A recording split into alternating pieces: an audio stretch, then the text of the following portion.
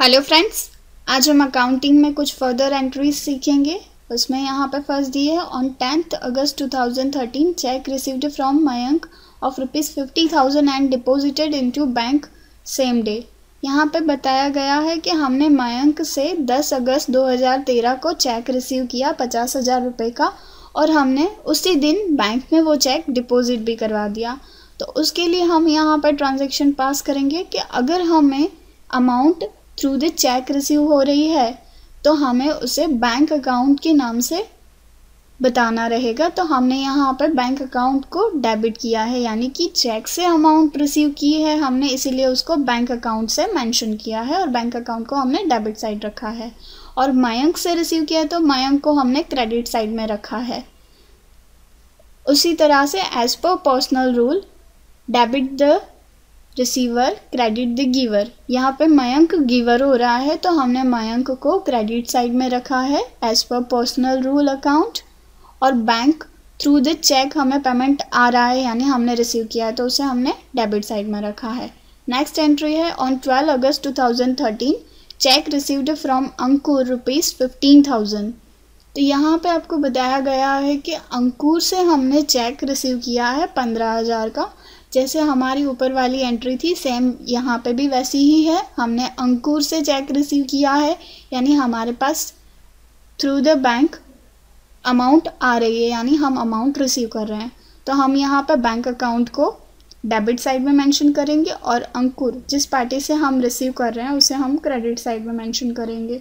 आप देख सकते हो हमने चेक थ्रू अमाउंट रिसीव की है इसीलिए बैंक वर्ड यूज़ किया है यहाँ पे, और हमने बैंक अकाउंट को डेबिट साइड में मेंशन किया है 15,000 और टू अंकुर अकाउंट को क्रेडिट साइड 15,000 मेंशन किया है।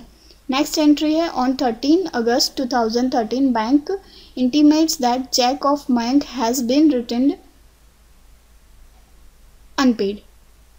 यहाँ पे बताया गया है कि जो 10 अगस्त 2013 को हमने मयंक से चेक लिया था और उसी दिन डिपॉजिट किया था और वो चेक अनपेड यानी पे नहीं हुआ है, किसी रीज़न थ्रू वो रिटर्न हुआ है। तो उसके लिए हमें यहाँ पर ट्रांजैक्शन पास करनी रहेगी कि हमें जो मयंक के अकाउंट को क्रेडिट किया था कि अमाउंट हमने रिसीव कर ली है लेकिन चेक वो क्लियर नहीं हुआ, किसी रीज़न थ्रू रिटर्न हुआ है, तो हम उसकी रिवर्स ट्रांजैक्शन करेंगे।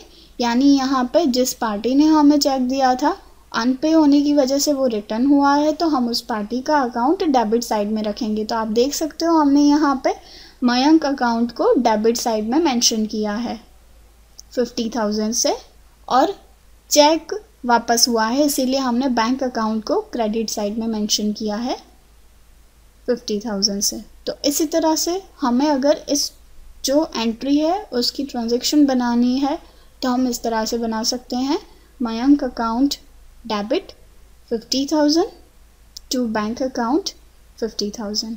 इस तरह से हम रिटर्न्ड चेक की एंट्री पास कर सकते हैं यानी कि ट्रांजैक्शन पास कर सकते हैं। नेक्स्ट हमारे पास है transaction on 14 August 2013 bank make payment of insurance premium on forms behalf ₹800।